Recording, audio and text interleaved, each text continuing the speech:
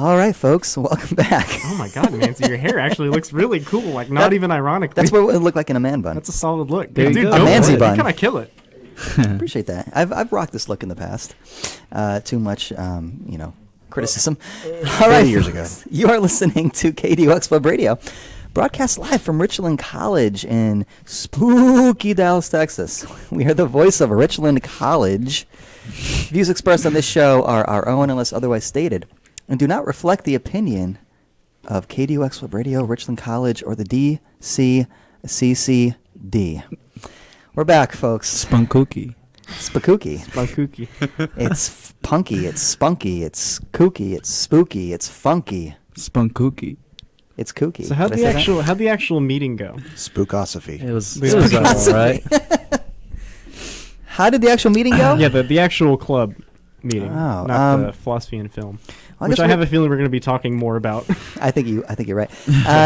Well, I mean, should we dive right into the requack? Yeah, we got to get into the club first because I feel like we're going to start driving off into the Wait, film real quick. should instead of doing the requack, should we just go ahead and do our own discussion?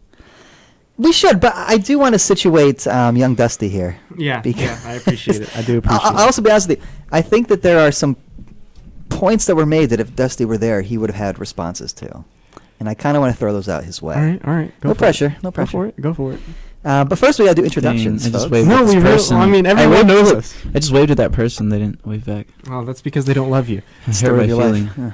I don't think we need any introductions. I mean, I certainly don't. You don't, Manzi. No one wants to know you. Maybe Orlando, kind of unrecognized in this community. Who is that guy? Who's Orlando? Who's that? Who's that guy behind a highly exposed Dusty? All right, I'll do the introductions for everybody. Oh, okay. All right, in the far corner, we have Orlando. Won't you even try it, Silva? What? What was that even? What's that tagline from? I took a guess at his last name. No, in the speckled corner, Speckled corn. in the overexposed corner, Once again, needs no introduction. we have Dusty, last name unknown. Welcome, Dusty. Welcome. Yo, Unknown. That's a cool last name. He's the DH. He's it's the better than designated my hitter. actual name. And then to my right, we have the one, the only, Kalen Scoggins. Oh, I'm sorry. Kalen Scoggins. You smile better than this thing. That's No, I Professor don't. Scoggins for the record. And then, of course, I'm your host, Timothy Sullivan, Anthropology Department. It's great to be here, everybody. Good thing Manzi's not here. I know, seriously. Thank God. I like Sullivan way better. Imagine having to talk to Manzi and endure his smell, endure his pungent scent. Dusty's mom, please defend my honor. Thank you. Okay. So as we were settling in here, Professor Scoggins goes, what was the topic? So that's why we have to do a requack. Oh. Quack. Because and- I've been buried in grading the last week and a half. Yes. Yeah, Manzi certainly hasn't. Well, Kalen's arisen from the grave of being buried in grading. Rise from your grave. You ever play Phoenix Wolfenstein? Of sorts. Okay. A phoenix of sorts. Yes. So, ladies and gentlemen, the topic is human nature. And so I think you're going to have a lot to say about it. Oh. That's all. Yeah, so the topic was human nature. And again, that came directly from the conversation the week prior. And I believe we might as well plug it now. Next week's topic is happiness, right? Next week's topic is happiness. Happiness. So if you're wondering why you're not happy, it's because you're not attending Philosophy Club meetings, which, by the way, Philosophy Club meets every Tuesday, 2 p.m. to 3 p.m. in room EO32. That's El Paso Hall, room 32. Come get wise. I won't be going to Dumb. that one, I'll tell you There that we go. much. Well, I mean, you're already an expert in happiness. I'm right? unhappy. Well, that's why you need to go. But this week's topic was human nature. Now, it was really kind of driven from, I would say, a semester-wide focus or fascination with the relationship, collaboration of sorts between technology and humanity. I was going to say, yeah, that topic seems like an underlying theme of pretty much every meeting so far. It truly has been, and that's again, we vote on the topics that they're all student decided, and the students, it's like they want to continue this giant conversation that's lasting, several months, and they Because just- we're there. We're on the cusp. It's because they're getting, I mean, there are various facets. There's a lot to say about humanity and technology. And as Dusty alluded to earlier, last night was the second installment in the Philosophy and Film series of the 2019 fall semester. So September, we aired a documentary called Examined Life. And it's the first time in the history of the film series, which spans about 5 semesters, that we did a documentary style. And it was met with great enthusiasm. And so the idea was, well, let's continue down this road. And the documentary we screened last night, which you can get on Canopy with a K, was called The Future of The Future of Work and Death. I did that same thing in the Philosophy Club. I messed up the title. The Future of Work and Death. Now, The Future of Work and Death is 2016, a relatively, again, as Dusty said, cutting-edge documentary. I didn't say that. It's about... Did I say Dusty? I'm in Orlando. It's about, again, the relationship that humanity has to, I would say, the entire scientific enterprise, dating back to the 1600s, to the here and now, and then the well into the future. So it was a documentary based upon the degree to which humanity can keep up with its own technological advancements, and how that might impact and alter human nature, positively, negatively, neutrally, whatever the case may be. All right, now the requack's over. Hit me with those hot takes quick, because I got 15 minutes. Oh, that's right. You got to leave early. I forgot. My prayers were answered. All right. So, okay. Dusty, let me get your take on this. All right. One of the big points that kept kind of we kept returning to in the Philosophy Club was this idea that how to put this, that human beings and ultimately what it is to question certain aspects of humanity is to some degree sourced in or authored by the very beings that question themselves. That's nobody put it quite like that, but it seemed to me that was a general theme. I mean, what do you think, Orlando? Wait, what did you say? What was that? I got Fair lost question. in translation. Hit Dusty with the topic real quick. Okay, it was human nature. Yeah. And I'm not really sure what you were getting at So there. were you Reyes, saying I'll be that honest it's with like you. human nature to question oneself? Yes, that was kind of the idea here. I would not say that's human nature. I'd say that's simply conscious nature. Okay, well, rational consciousness, or I'd say like any kind of consciousness. Really? Like that's what I mean when I say like again abolish humanism. Just like make it consciousness-ism. I think that like Well, that's what do like you a mean? necessary part of consciousness is Here, what do you considering mean the by self consciousness and here? Here, I think the consideration of the self and placement of oneself in the universe, in their own narrative, or how they would define that, or basically just where one would consider oneself in their own environment. so if humans are conscious, then you could say that it is human nature then. I Because guess if it's the nature of consciousness, and then considering in humans the are human conscious, sense, then yes, then it it's is our human human nature to examine our own nature. consciousness. But then if there were another creature that were able to consider its own consciousness, then it would be also their nature in their own perspective way. Because I say that we humans do it uniquely, but it's still and the I'd human say nature. that anything that can do it would do it uniquely because they have their own circumstances. Would you draw a distinction Interesting. between consciousness and self-consciousness then? Basically, being conscious versus being conscious Yes. of being conscious. Yeah, absolutely. So would you say that questioning yourself then is a kind of direct property of being conscious or being self-conscious? I'd say of being self-conscious. Okay. interesting. And so, what else is self-conscious other than a human? Well, that's a great question. I mean, we really have no way of I think to knowing. some degree other animals are self-conscious. We can think that, but we don't really have like any way to know that because Well, what we is can't communicate consciousness? with How about that? Hmm? What is consciousness really? And where does it stem from? I'd say consciousness is just the ability to. Where does it stem from? Stop throwing down gang signs, Orlando. I'm waiting. Hey, guys. Consciousness, I'd say, stems from just one's ability to recognize the world around them, But and all the sensory where in the inputs body? come out from that. Where in the body does it stem from? Oh, you mean like where in the the brain? Where does the brain stem from? Yeah, the brain stems Okay, from the brain. what part of the brain? I don't know, dude. I'm not Okay. a neuroscientist. The pineal gland, says Descartes. Yeah, there you go. Pineal gland. That's Thanks, been Descartes. disproven by many scientists. Yeah, we all know Descartes is very reliable. Not at all contested by anyone. yeah, I mean, I thought that's where the soul made contact with the body, was Yeah. the pineal That's- gland. Yeah, that's Very what people funny. said. But so For the consciousness you're talking about, you're saying we don't really know if anything else is self-conscious or not.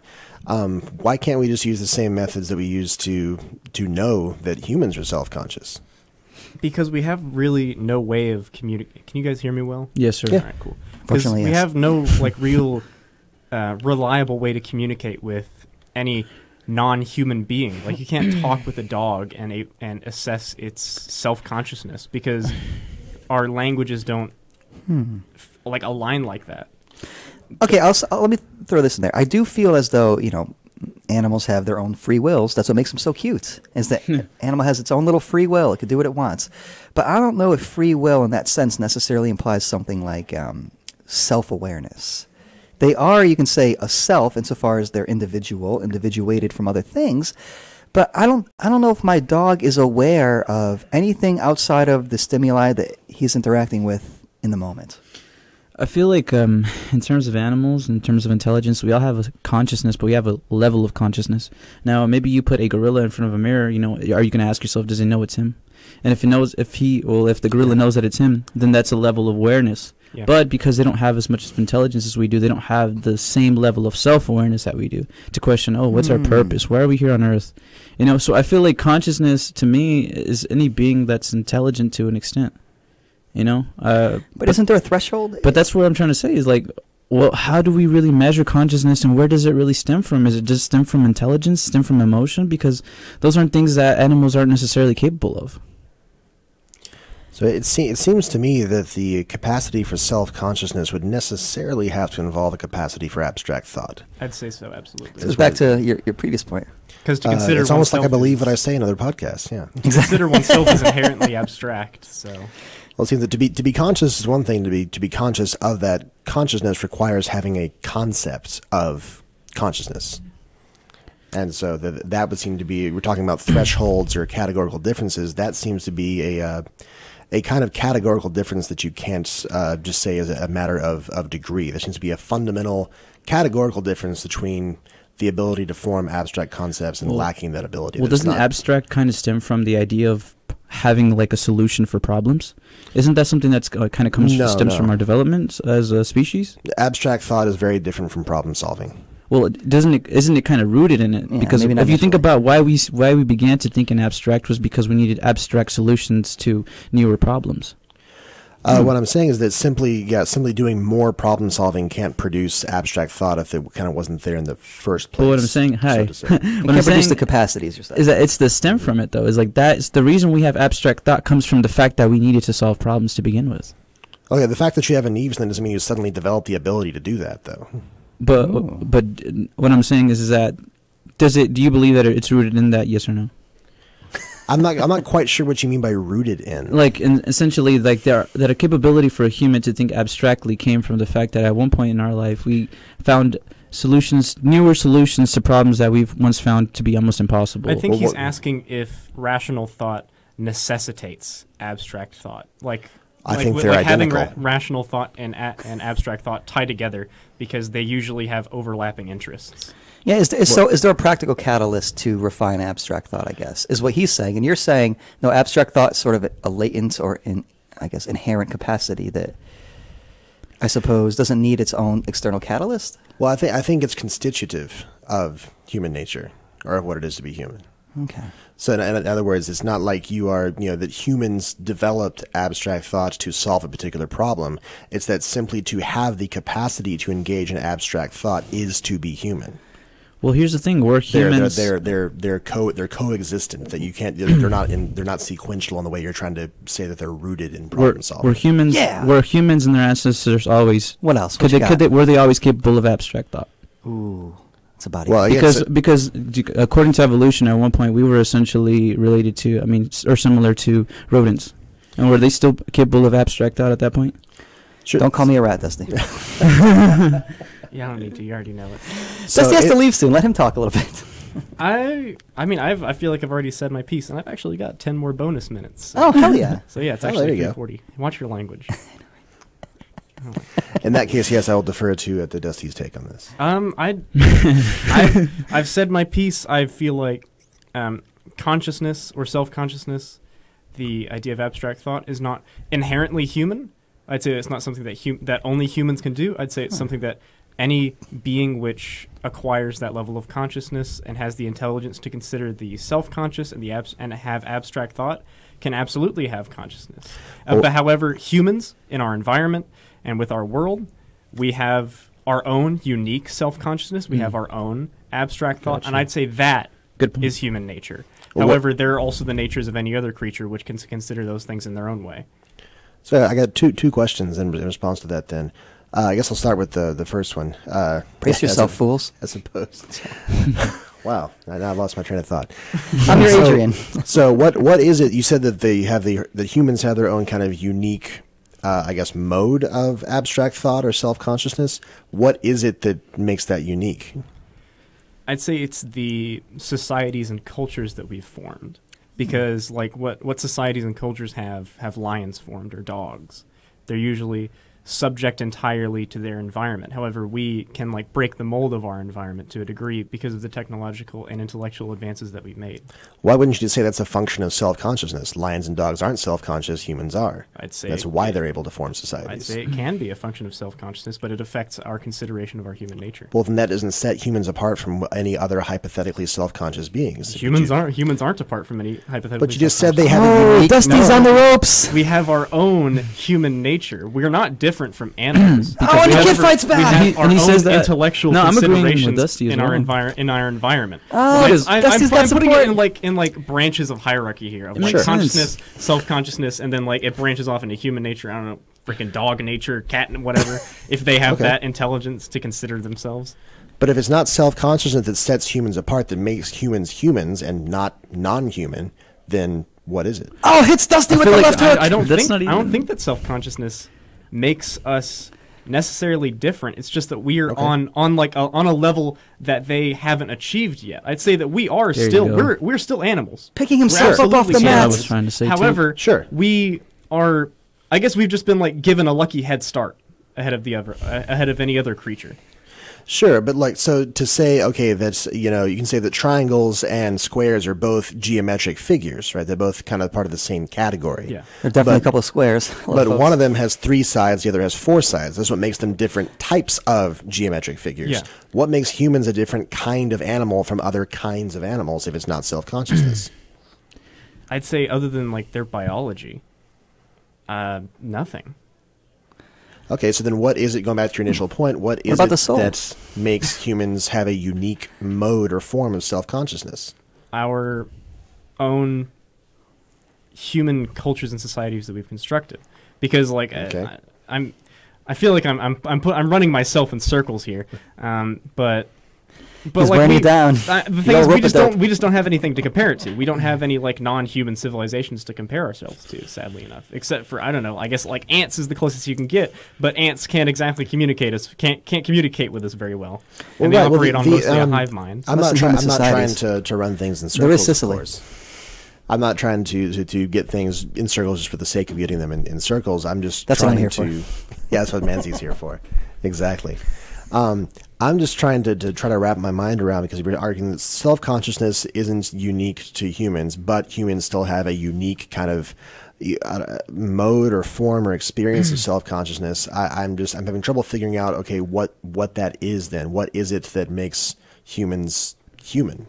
Just the fact, I'd say just the fact that we are Homo sapiens is what makes it like a Homo But that means sapien conscious experience. knowing creature or knowing animal. Yeah, But you just said that that self-knowledge and self-consciousness is not unique to humans. it's not unique to humans. However, our brand is unique to us. Brand of what?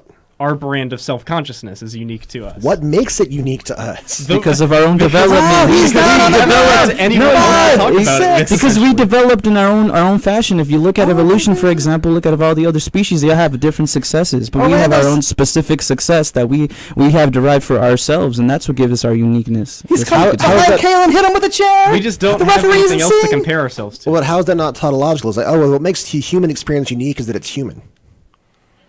Yeah, exactly. Exactly. That's kind of the that's not- that has no informational yeah, that can't. content.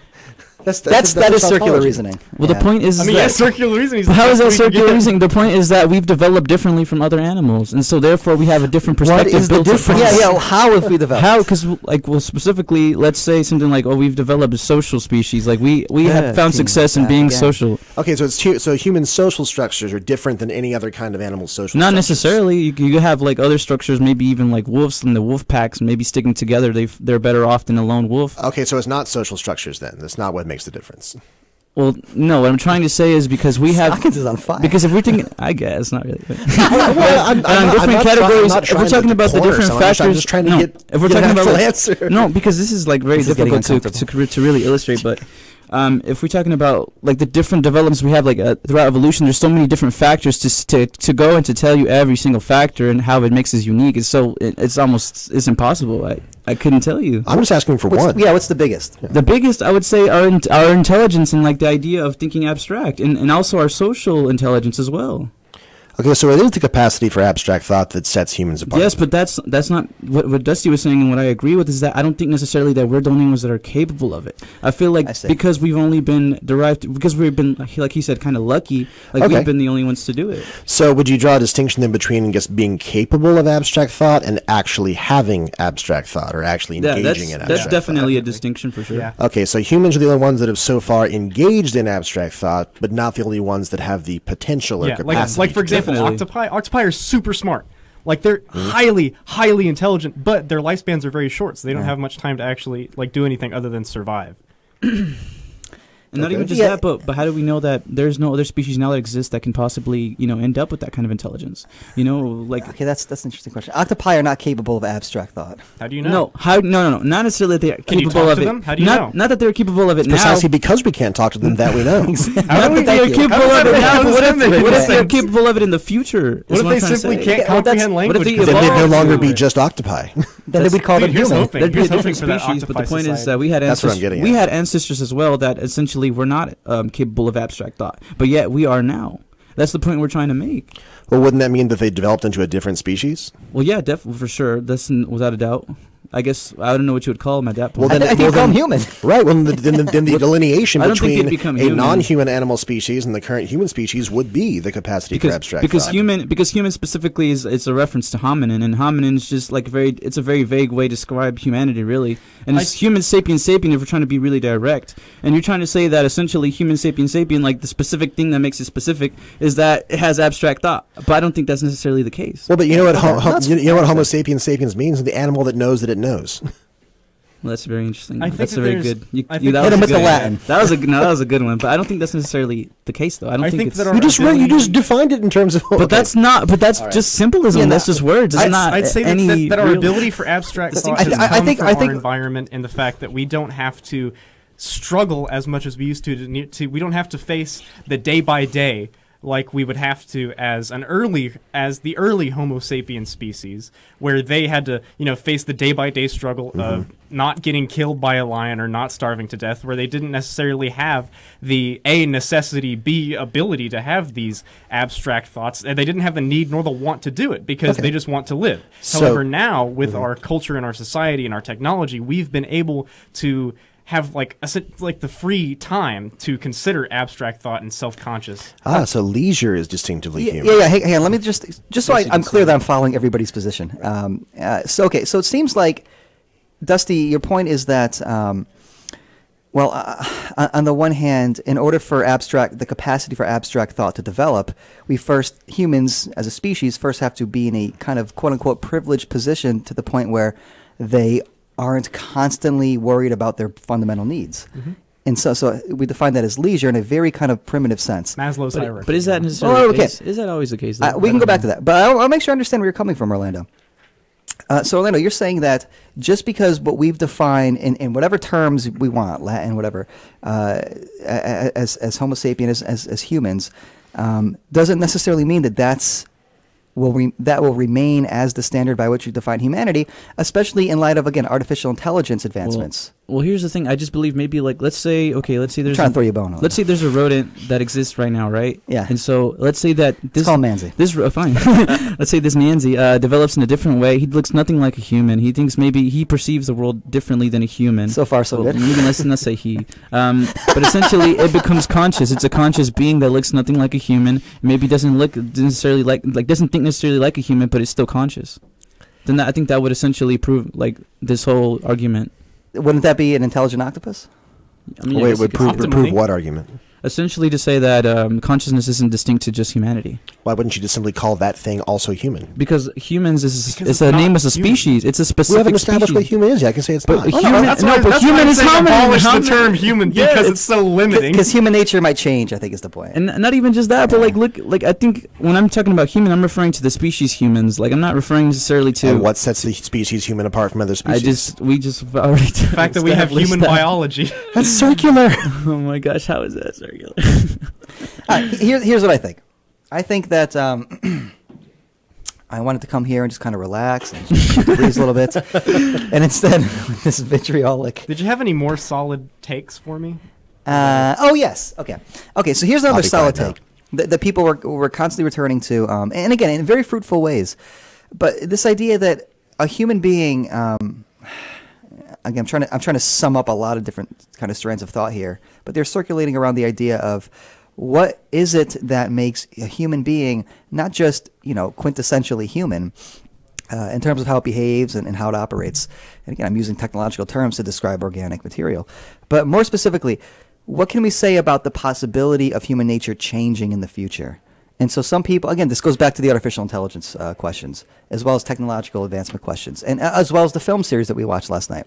So I guess I'll try to sum it all up together. Do you think it's possible for human nature to change? Keep in mind that the Greek word for nature is physis, and that means that which cannot change. Well, did you guys have like a definition for human nature? Because I don't believe in human nature. Hey, neither do I. Well, then it can't change. Low key, neither do I. It Well, can't change because it's not there's real. nothing there. It's humans are humans. Well, why don't you believe in human nature? That's interesting. Because each human operates individually. Okay, I would agree with that. I'd say there's What are no- humans?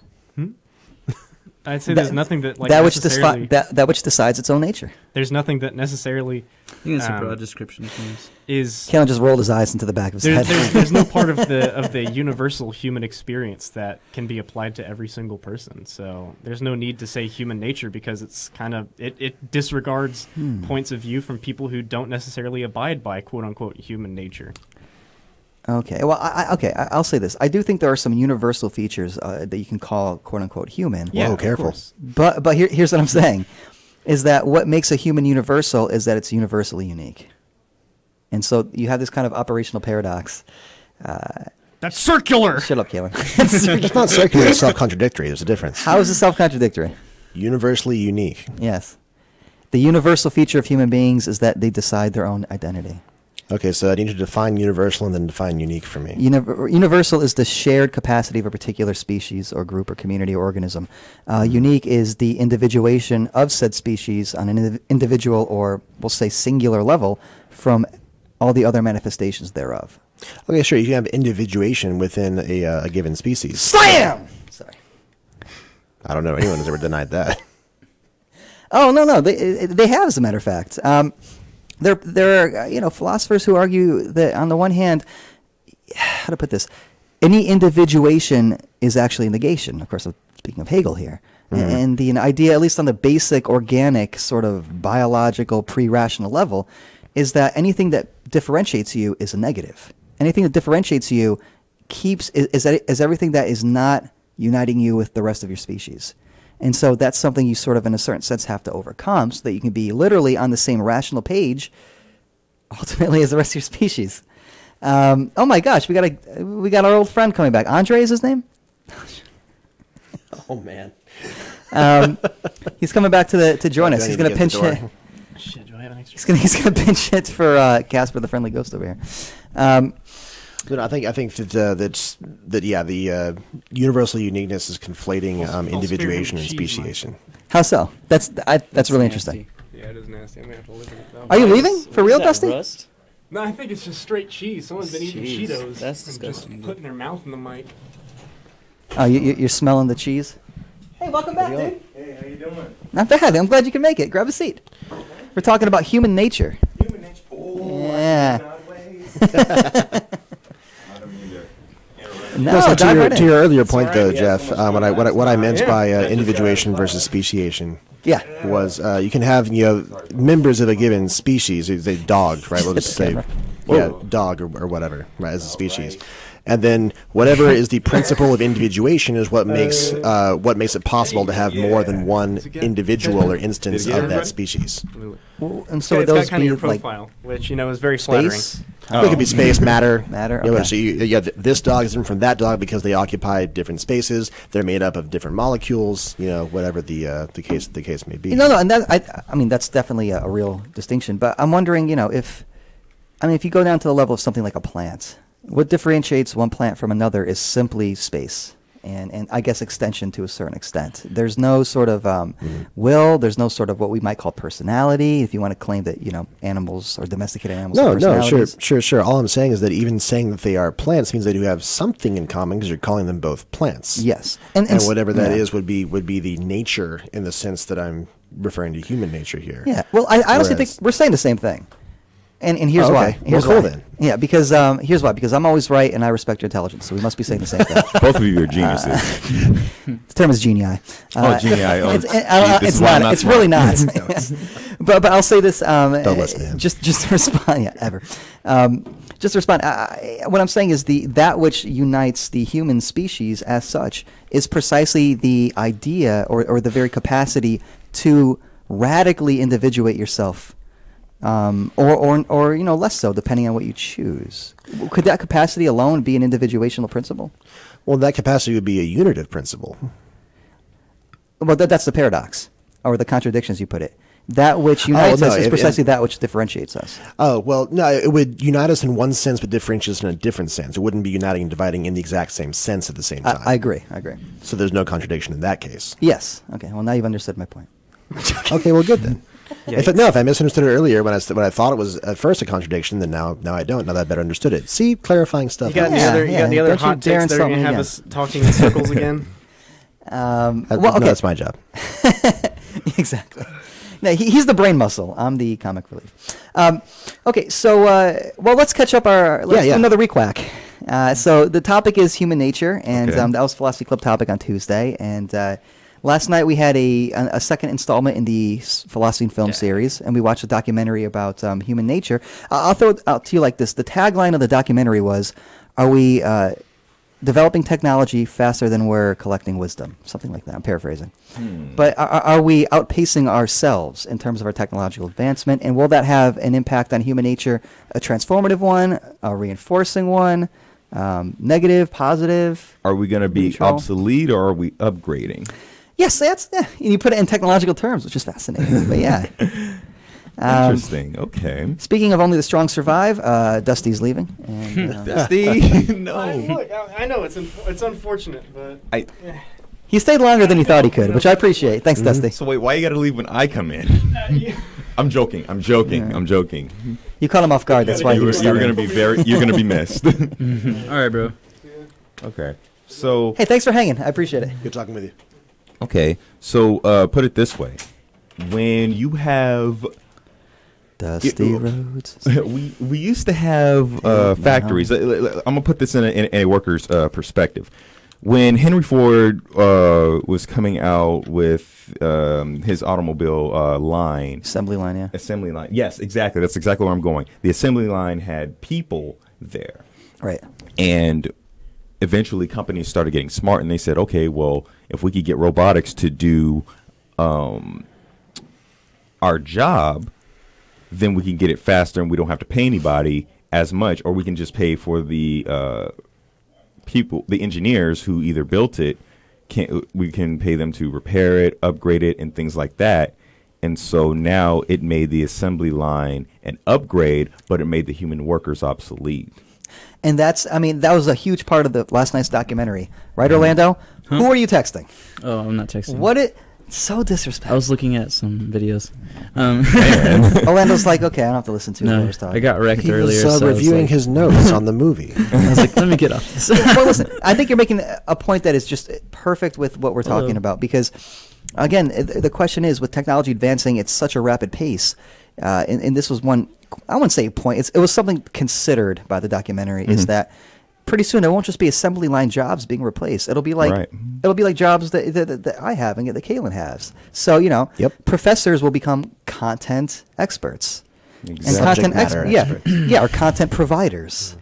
And with and you kind of see Scary. it with Alexa, with Siri, with Khan Academy. there you go. You're starting to see it with the development Throwing of shade. artificial intelligence. We're creating intelligence in a sense. And there's a new one. I think it's called reality intelligence or something like that. RI. Excuse me for being I've never- ignorant. No, that's interesting. What does that entail? So basically, it's instead of programming something to learn in a certain way, there's a new algorithm, I believe, to where it's going to learn on its own and start to develop its own. You would think consciousness, but there was a robotics thing. There's a robotics display. There you go. And it was something I had happened to look up. And these robotics were trying to tell jokes about whenever they take over the human world or something like that. They're telling And jokes? They're telling, and the robotics is like, what? It's a joke. And then, everybody gets concerned. So when I think, when you're concerned about something that can possibly be a threat, then it has some level of intelligence to where it can be smarter than you. Yeah, I can outwit you. Yeah, there was Exactly. There's a comic. We don't want to be outwitted. That's Yeah, why please. that's why the word competition comes to play. Yeah. Because we don't want to be outwitted and survival of the fittest. So if we start to develop things that outthink us, and here's the thing: no genius, even an insane man will create something with a failsafe. They will create something with a failsafe. Nobody wants to have something that they cannot control.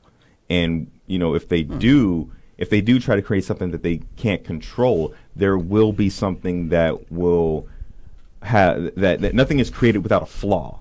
Put it that way. Okay. Are you Nothing- saying no one exhibits thrill-seeking behavior? Yeah, people exhibit thrill-seeking behavior, but guess what? If that parachute doesn't deploy, there you go. So Your launch pad McQuacked. I mean, Launchpad, exactly. Man, you've been Darkwing Duck. well, here's the thing with the idea of fail-safe. I That don't know. does seem I don't like a know duck. how necessarily we could even do that for deep thinking, deep learning AI. I think is what you're referring to. Because I remember doing some research about it, and they were talking to people from NVIDIA, one of the biggest AI like deep learning producers, and they were talking about how the neural networks are already so complicated that people hardly ever really understand them. They only really understand the basis of how to make them, but they don't really understand how they function fully. Similar to the brain. And also, one quote that I heard that I really liked is like, the best AI that's going to be made isn't going to be made by man. And so at that Wow, point, that's how are we going to control it? EMP. Okay, EMP, but what if they start making it off of a different kind of base? What is EMP? Making off I'm sorry, an electromagnetic pulse. So if, for example, God forbid, if an EMP were to launch over the Atlantic and detonate, it can reach as far as Kansas, depending Wow. on its altitude. And so let's say this too, and then what if the people, let's say this AI goes rogue? Wouldn't you think that they'd think of that? if they think of that, okay, Wouldn't they find a way around it? well, how are they going to get to the country? What country? What are you talking about? Yeah. So depending on where that thing is launched. Well, here's the point I'm trying to make: is that if EMP is our only way to combat it, don't you think that if they were to Oh, go not the rogue- only way. It's just one. Well, way. what if the way any ways that we can think of primarily? Wouldn't you think that they'd have already thought of that? Um, And wouldn't they it- have fail safes of their own? It And depends. wouldn't it be way?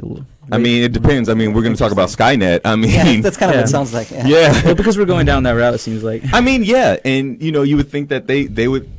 Our whole goal is to outthink the machine. I don't, and that's And I don't that's think that's I don't where the think that's going conundrum to- comes Terminator Dark Fate releases November 1st. in. There you go, promotion. And I don't think that would happen. I mean, but that's playing with the hypothetical that they could or they would go rogue. You know, that's True. a hypothetical in and of itself. Absolutely. Like, will machines take over? You know, and here's also another thing is, if we did have to go, quote unquote, underground. We have to take technology as it is right now. So we take technology as it is right now. We can only develop as far as our imagination can go. For sure. Which- What if we But here's the engineer point. artificial imagination? But here's the point. I feel like in terms of computing, like we're eventually going to fall under the artificial intelligence, especially with the development with things such as quantum processing. You know, that's going to be like Right. that's going to be a new age. And so Right. as far as it goes in terms of, I think the real question is, can they ever become conscious? I feel like that's whenever we will start to actually become with like that's when the conflict will arise or could Yeah. arise. But that's the question that we have yet to even answer. Like, I honestly don't even think we know what consciousness really is or where it stems from. That goes back to imagination, doesn't it? Yeah, and intelligence. Artificial intelligence might be artificial consciousness. Well, let me throw this out there, and this might sound a little, overly simplistic, but from the perspective of something like someone like a professor, you consider what you look for in an ideal student. And an ideal student is not only capable of retaining information accurately and very well and quickly, you might say, but that student is also capable of creativity. That student is capable of, quote unquote, going beyond the material. I think he's talking about you. I was referring to myself as an I know. undergrad. The ideal thing is that the student becomes the teacher. And if the student is AI, isn't that the goal? Is that Wow. they Good supersede point. what it is that we're trying to create them to be and try to, I guess, engineer them to be? Yeah. Isn't seems that a like it. positive? That wouldn't be the case if AI is meant to be a tool. I don't True. think necessarily it's meant to be a tool. I mean, if you ask a lot of, I think once again when I was doing research, I read this article where they're talking to Google, and it was actually titled "The Great Awakening" because their goal isn't necessarily to just create a tool. Essentially, they're creating an intelligence. Create a companion. And I think that's the point. For what purpose? Well, I don't think necessarily Sexual. for any broad, only for any specific purpose. Really, it seems like the whole idea of neural networks in For and of any itself. purpose. That's an doesn't seem awful to- lot of work to do for no reason. but not for no reason. It's for all the reasons. Yeah. Yeah. It's being able to, I think that's what artificial intelligence is. It's able to adapt to whatever the situation is and be efficient in that context, right? One thing we Yeah, didn't exactly. even consider is the power switch. So everything, Figurative or literal? I mean, let's think Yes. about it. Well, actually both. Yeah, So if we have artificial intelligence, we have electronics. What do all electronics need? A power supply. Yeah. So Don't humans too? We need when our battery We- dies, we die. yeah, but we can't be unplugged. Some of us are born unplugged. Well, yeah, you can. We can. I think Terry I Schiavo, think shout it out. depends on what route we take in terms of energy. I mean, what if they're able to create the energy that doesn't necessarily need a battery pack, or maybe Pretty they, sure cutting off a head is the same as unplugging us. I mean, and, yeah. and we can recharge with heart transplants. There you go. Those are new battery packs now. Aren't we powered by the sun too? Partially. The Father, Son, and Holy Ghost. There I'm you joking. go. So Joking, those are. So as you were saying, what if they created an energy source that Kaylin slaps me. didn't die? It was like as in something we never thought of. Like an eternal well, battery. not necessarily even that, because even when you're looking at energy in terms of like the new innovations, they're always looking at new things like lithium batteries and like their lifetime and like how long they can last and so on and so forth. They're always trying to create these different kinds of energies. I can't explain it really. I don't ever have the right diction for it. But Right, but there's always a time and there's always something that has to be inserted into an electronic. And I understand what you're getting at, because if you have something that lasts 14 hours, or let's say it's a robot and it lasts 24 or 48 hours, how do you get close to that thing so that you can turn it off? or what if they're not even relying on batteries anymore? What if they're relying on something else, a completely different source? Like Once again, I couldn't tell you, but that's the whole idea of it. Is that I mean, you have to get into science about Yeah, that. look, I can Imagine start doing this some research impossible because thing is possible. I haven't done research honestly, but I don't know. I can look into it. Okay, I see where well, you're coming from, though, Orlando. for a safe bet, and I'm going to help you out. Let's say it's solar powered. Even that still involves electricity, but sure. Yeah. Yeah, if it's solar powered, it needs panels, and the weakness is at night. So you would. Well, the whole idea for solar power, or at least some of solar panels, is that essentially they have the capacity to store energy, and so I'm assuming that they have like a superfluous. I can't even say that word right. Superfluous. Yeah, amount, there you and go. So essentially, they'd store it. Yeah. And also the lifespan of the battery, seems to increase as time goes on, even more and more and more. Mm-hmm. So I don't know. Like I feel like in terms of just energy, like I feel like it's not to say it's endless or limitless, but What's the difference between a battery span and a lifespan? yeah. That is a very good question. Take my class. Because we're all powered. We do have electricity. We do like you guys had said. Unplugging us is decapitation or a heart transplant. And oh man, I feel like I'm talking. Well, half a heart transplant. Half a heart transplant. There you go. I only got the right ventricle. I didn't get everything out. No, I meant the taking out but not putting back in part. Like so you're gonna put it back in, right? Oh, you wanted this back. That's unplugging. Yeah. Man, I think actually, how often do we interchange lifespan and battery span?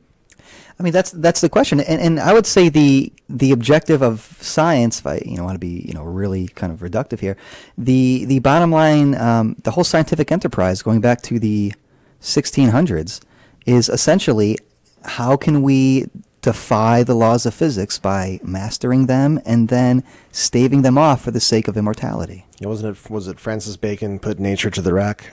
Yeah, exactly. Yeah, exactly. That's a great quote. That's such a great quote. For the relief of man's estate. Yeah. Man, Guy, you are so smart. Now I got to look him up. Man, Thank you. I love coming in here. I like talking with people I can learn from. I'm not smart. I just read smart people like Manzi. I never claimed to be smart. Let's be perfectly clear. See, he's looking up stuff right now. Yeah, I'm trying to. Cheating? No, I'm just joking. He's using That's technology. the only way, because then Yeah. you guys make me look dumb.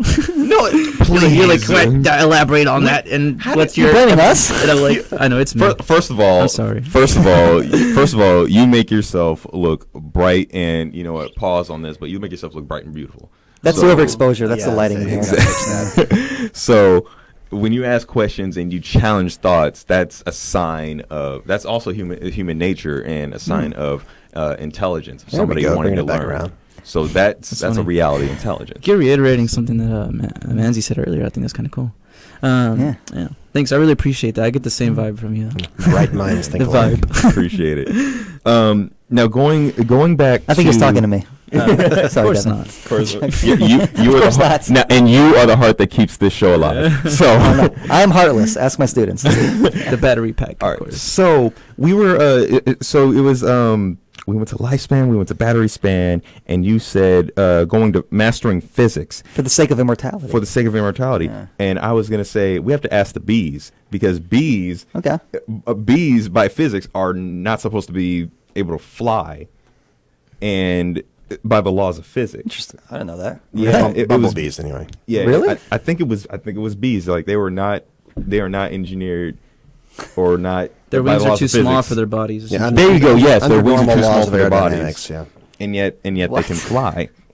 So I think that Huh. maybe some of the laws of physics are 99.9% true, and then you've got that one exception. Interesting. Okay. How can we create more exceptions? to That's the what rule? science is trying to do. I'm looking Why- at something why that's would saying. you- I'm looking at something saying that bees, they're just quick sweeping motions front and back that kind of helps them lift to make it possible for bees to fly. So, Mm. so I mean, Right. I don't know. Well, I mean, why would you call that an exception to a law of physics instead of just a law of physics we don't fully understand? Yeah, that's what I was thinking as well. That's what I was thinking as well. I mean, look, when I think of bees, I think, they submit their work on time, they take notes. They don't necessarily take it further, but they're not hurting They their dance to grades are. communicate. Maybe we should do that in schools. Dance to communicate. Birds do that too. They feel like spit in each other's mouths. Whatever. I dance 80 minutes a day, You get There you paid to go. do every it. Tuesday, Thursday. Walking doesn't count. Okay, anyways, I don't even Yeah, so what that. do you do? I'm an exotic dancer. Oh, it's like, what do you do? I work at a college. oh, Professor. I dance in front of students for their entertainment. Intellectually speaking. A private instructor instructing for money. whoa. All right, so Freelance. freelance. That's what B-Lance. The adjuncts. There you go. Lance Bees. And That is was it terrible. is it human nature to to develop beyond our means? Like, That's the question, yeah. Do we become less organic as we constantly try to upgrade? Yeah, or another part of that is, do you necessarily need to be quote unquote organic to exhibit humanness? I don't think so. I think if somebody was like a pacemaker, and like a robotic limb, and then in a wheelchair on their iPhone. I mean, come on. And I think another question is at what point do we stop being humans? You know, and is that necessarily a good or bad thing? Is it transcendence or is it devolution? You know. Yeah, it goes back to the very first progress or evolution. Very first topic. There was a oh God, you know what? I'm gonna pull out my phone and I'm gonna go back to my notes. And I honestly, because it was in a study of interpersonal communication and psychology. There is a hierarchy of needs. Yeah, Maslow's hierarchy. Yeah, of needs. There you go. So Thank you. I think we talked about that earlier. We did? I think so. I don't remember. It came up in the film. Came up in the documentary last Oh, night. yeah, We it just did. start making a Man, I didn't philosophy even see club this bingo film, and cards. I'm We got Maslow's, we got AI, we got start checking out the But- bingo boxes. I feel like with this innovation, I feel like there's two routes that can come from this. I feel like maybe it could be transcendence or devolution. I think Manzi, like what I referred to earlier, or yesterday was H.G. Wells' Time Machine. Professor Manley. Like the future for the humans, like that they can become Yeah. these unintelligent species that are just completely like overtaken by pleasure. You know, I feel like that's definitely something that can happen. Or even just the idea that we can essentially be symbiotic with technology and we will start to become a part of it and so on and so forth. Yeah, and here's the I meant to say this last night, and then we kind of went off on a different tangent, which was great. But what if, how to put this? What if the greatest manifestation of our human nature in terms of intelligence and rationality and creativity and imagination is precisely to create something that is superior to us? What if that's what it's all building towards? Instead That's of trying to children, right? arrive at a Sounds like it. superior being, That's what children, if we right? create the superior being? Yeah, exactly. I mean, That's a good point. I mean, yeah, we want them to be better than we were, right? And Well, you think we can adopt a robot someday? And that's, Probably. well, well, do you have a phone? Did you pay I have a robot. Okay. Here's a theory. Children cost money, right? Oh, so God. does your phone. Oh my God. And you program your phone to do what you want. You program the children to learn certain things. I think we've already done that. And some people, if they paid as much attention to their children as they do their phone. I mean, Wow. Yeah. Nice. Hot takes from Manzi. thanks. That's a good point. Guys, we got a minute left here. Any final thoughts? I guess I'll go ahead and go first. And let me just say this, Orlando, okay. you totally rocked the discussion last night after the film series. Oh. It was really great. Weird you didn't bring that to today's show, but nonetheless, No, it's because Scoggins was here to check me. I was afraid. He put me into a corner. I let it literally. unchecked. I forgot. Okay, so I think when it comes to innovation, I think there's a good quote. I don't remember it specifically, but it was saying that the problem isn't that science is advancing too quickly; it's that humanity's wisdom isn't advancing as much. Yeah. And so I believe that so wholeheartedly. I feel like with innovation, we should have rationality, because I feel like two things can come from this. If we don't take it heavily and we go lightly about this and we take advantage of it, I feel like we can essentially end up like how in the Time Machine does, and we will be these species that essentially are relying completely on automation, and we no longer have this intelligence or this drive to be new or to be better. Or we could take the route where essentially That's interesting. we thrive, or we're looking to become better like technology, and we essentially become synthetic with it. Oh my gosh. So let me just, I want to say something quickly so I understand this part, because I didn't consider this. So it gets to the point where humanity will create a kind of artificial technology that is sort of self-correcting and self-refining.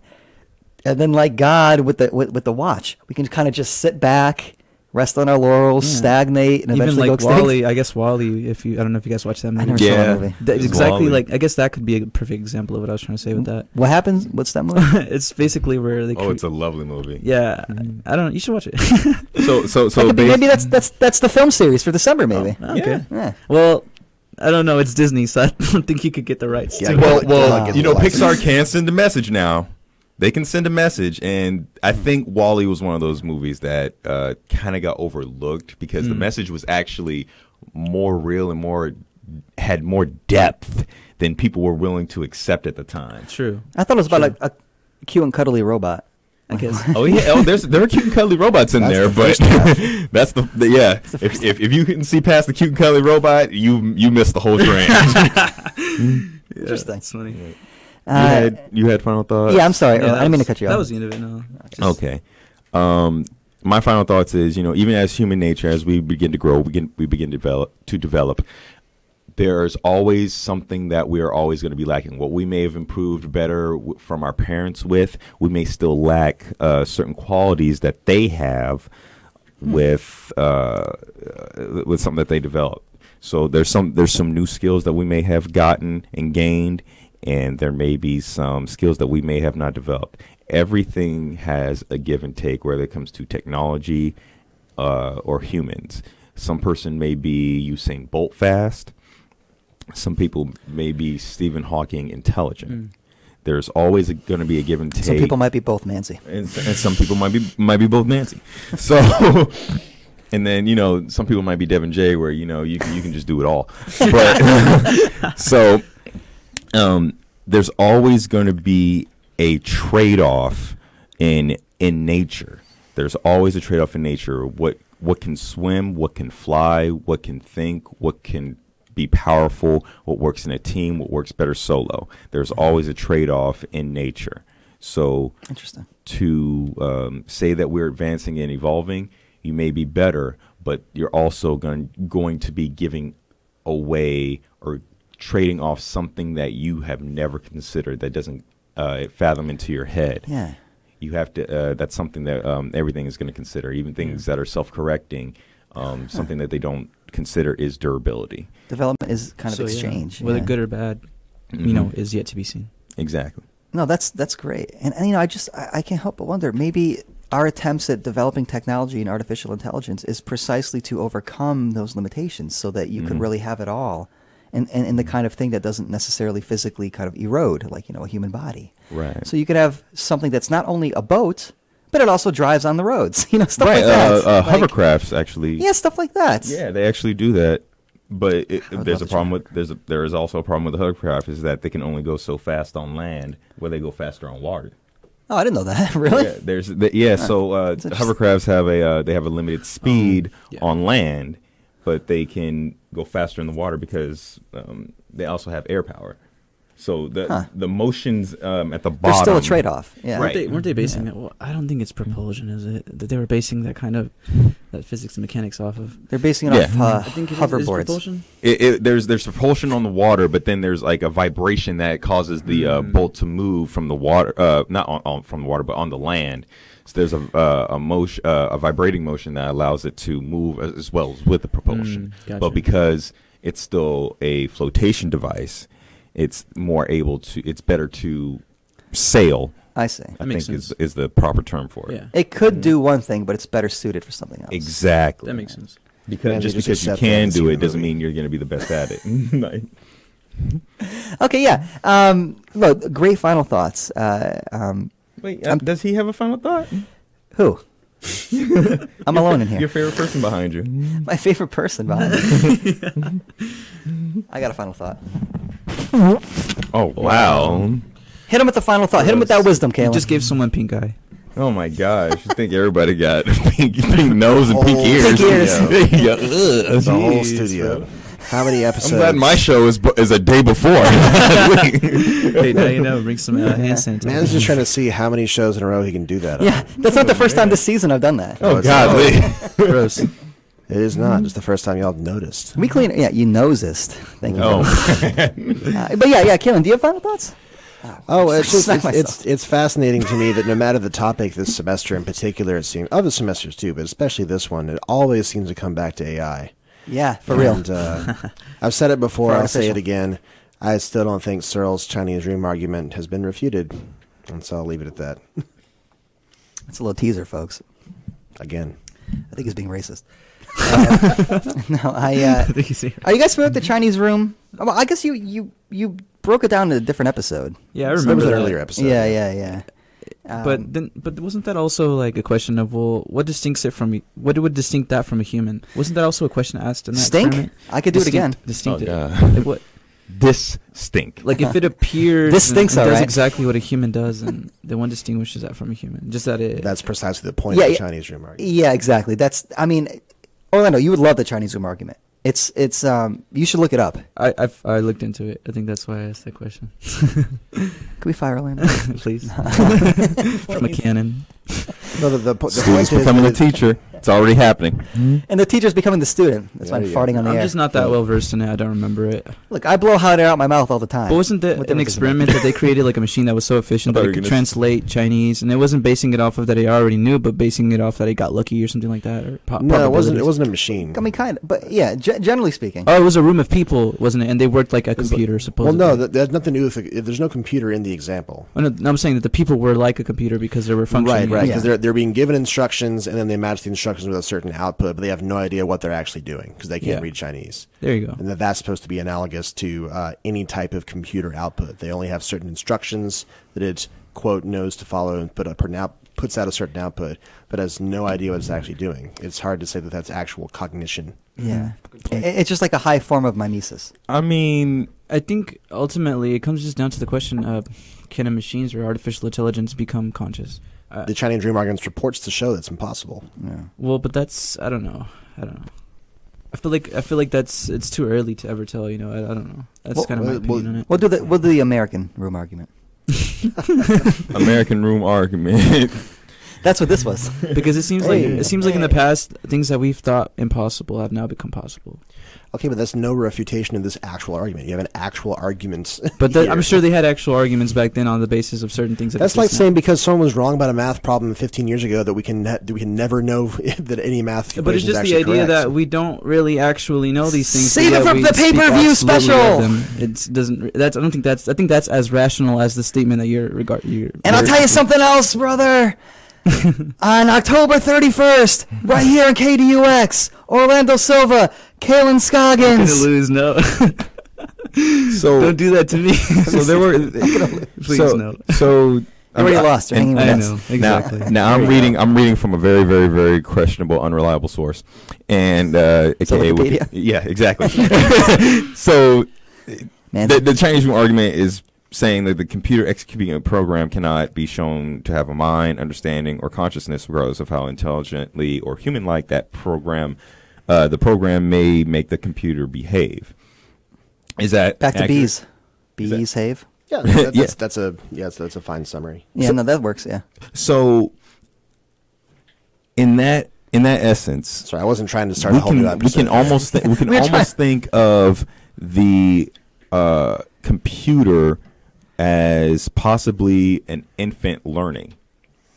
Well, the point is, it's not That's actually interesting, though. learning anything. I mean, yeah, that's the question. But I like that take, though. Well, when you type in an instruction and it does it, has it learned or applied the instruction? The point of the whole point that it's the Chinese room argument is that you don't speak the language and you're not learning it by doing this. Okay. You're learning how to replicate the right things at the appropriate times. But that's not the same thing as, I suppose, So knowing it. So as a Ju- copycat. Just okay. It's Yeah. the same thing as a student, right, in a class that knows on the exam. All right, if I write down exactly what the professor had on their slides or written on the board or whatever, then that's the right answer. Call the student Orlando, just Right. hypothetically. Oh, but don't do but that. you Okay. could do that even if you didn't understand anything of what was said, or even if what was written on the board was in a language you didn't understand. Just write down the same thing, and that's the answer. That's the equivalent of what computers are doing according to that argument. That's how I passed every math test I ever So took. would it be the same as a toddler copying the behavior of an adult? Well, that's actually an interesting question because arguably it is. with toddlers, there actually is conceptual understanding happening through miming, which wouldn't happen in the computer's case. I mean, yeah. maybe because. Well, then let me put it lower lower than a toddler, probably possibly an infant. When an infant makes a face that an adult makes when a certain mood is happening, is that the same as this argument? No, because there's no capacity of perception or abstract thought here. Is the whole point. That's the thing. It's whether or not something can develop a capacity based upon its initial state as lacking that capacity. So it's more of. You remember the first scene in Back to the Future where Dr. Brown Remember had a breakfast making machine? I play on a loop. I love that scene. Okay, Yeah. I've modeled so- my whole life after Marty McFly. So in a sense, a computer. I've become Doc. So in this argument's case, we can think of the computer like that. Yeah. And like it's a breakfast making machine. Yeah. And that it does nothing knows what it's doing. It's just going in according to the conjunction of the scene of events. Yeah, that's like an Okay, assembly good. line that's purely robotic. Right. Yeah. Okay. So then versus somebody who says, okay, I got to know not to touch the toaster while it's making toast, so I'll burn my finger. And that's the thing, is that human beings are less efficient for that reason. It doesn't have to be a learn as you go. You can plug something in there literally that already knows, and will never make the mistakes of a human. Will never complain like a human. Will never argue about labor rights like a human. Isn't that more efficient? But then what do you do with the humans? Tune in next time, folks. Welcome to tune in part next time. 2. Well, I think I want to ask one more thing. How did we develop consciousness? Were we always conscious? According to evolution, I don't think we were. No, And so then how? according to Jesus, we were. That's Jesus. If we so to we Yeah, can that's a very different question. Maybe if we, because we can't experience the consciousness outside of the own timeline that we've been in, it might be hard to accept the consciousness that might have existed back then, because we feel more intelligent now than we ever have been. I see what you're saying. And so we know to clean food. We know to clean. We've always cleaned ourselves, and we know to. So based off to that, eat. do you think it's fair to say other animals are conscious as well? I Then? don't think Dusty bathes. I think that other animals are conscious because other animals do have a sense of danger. They know the sense of protecting one's own, preserving one's own life. Yeah, self-preservation. Self-preservation, working as a team, knowing how to hunt and get food is a very, very big one, because when a immature animal is learning how to, or I'm sorry, an immature bird is learning how to fly, it has to watch to know how to fly. Yeah. It has to watch its parents to know how to hunt and dive and I understand. and And things so, of that nature. like Is that true?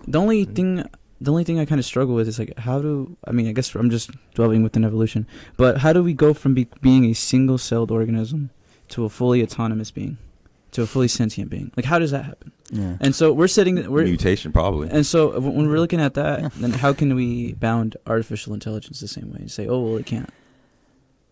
I think There's that brilliance. Mhm, there you go. There's that intelligence I respect. and that's where, and I'm a religious believer, but that's fair enough. but that I think that's where. No, because it's the soul. You're gonna speak off the soul, right? Yeah. Yeah. The argument is, how do you argue with that? so funny. And I think that's, if we were a single cell organism, because in essence we still are. Mm-hmm. We are still a single cell organism, and I think I do believe there is a series of events that have required us to adapt to our environment to the best to the best of our ability, and we just happen to be the ones to be curious enough to develop that consciousness, because the curiosity comes before the consciousness? I believe so. Really? I think it might be one and the same. Oh, I would agree But with that. Couldn't I would totally could agree you with say that. then that consciousness is like, or curiosity is almost like an infant stage of consciousness? I think it's an infinite stage of An consciousness. Infinitely infant stage. I would agree with that. Mhm. Yes. An infinitely infant stage, because something that you're always going to be is That's curious. brilliant. Everybody is always going to be curious. There's no question about that. You may be closed-minded, but I guarantee you're going to be curious about I don't something. care about fashion. Jeff, our new band name is Infinite Infants. And so Infinite infancy. somebody's always going to be curious about something, and it may not be big, it could be small, and it could be a very big thing. Yeah.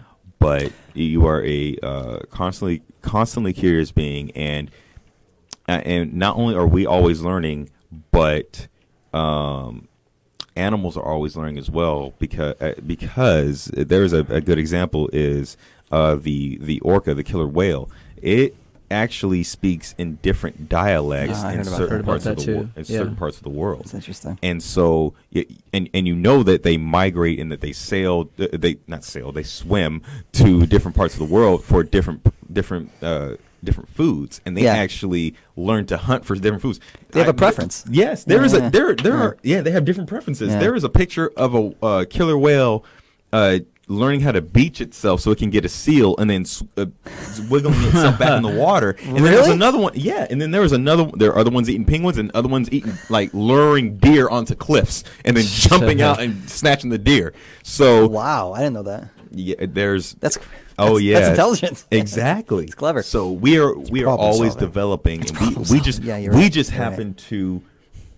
Hi, how you doing? Poop. We just happen to People are so nice today. we just happen to find a way to get around quickly and televise ourselves across the world without having to be there. I like that. We could talk about this all day. We're Mm-hmm. 16 minutes over, and I still have to do plugs. But that was a fantastic. I think that might be the best final thoughts we've ever had on the show, honestly. And longest. And longest, yeah. And those aren't mutually exclusive, but they often are.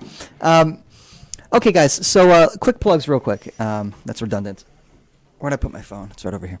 All right. So a few things. Now, the next installment in the Philosophy and Film series, that's film, PHILM, film series, will be the first Wednesday of the month of December, which is the last Wednesday of classes this semester. So it's going to be about 6 weeks until our next film. Still taking suggestions, and if you have something to throw out there, let me know, and I'll see about acquiring the rights or whatever the case may be. Ex Machina is on Canopy. Oh, It is? nice. Oh, I think that might be it. that's the yeah, one. that sounds like That's the one. the one, man, I dude. still haven't seen it. You're gonna like I it. never saw it. It's amazing. If we keep talking about AI, might as well. It's perfect. Oh, good call, Caleb. Thank you. You heard it here first, folks. Ex Machina will be Ex Machina. At least last time I checked on Canopy, it was on Ex there. Mafia. Ex Ex-Mafia, there you go. That's my whole family. Yeah. Okay. So that's good to know. Also, the final installment in the Phenomenology Workshop series that I lead will be Wednesday. The Wednesday before Thanksgiving. No, the Wednesday before Thanksgiving. I'll get off work, Manzi. I got you. It's Phenomenology of Go Hope. to this one. It's going to be fantastic. Check it out. Fantastic with the PH. Also, phenomenology. Also, I want to plug the first installment in the Contemporary Issues in Philosophy and Religion lecture series.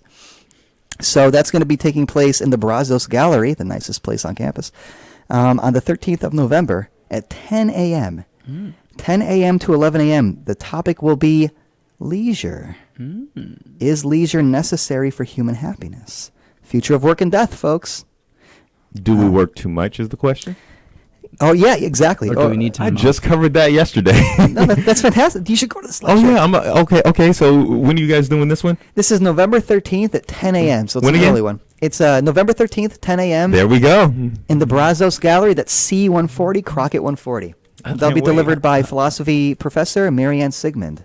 She'll be drawing upon a particular text that says in order to be happy, you need to have free time to explore yourself and your own individual aspirations.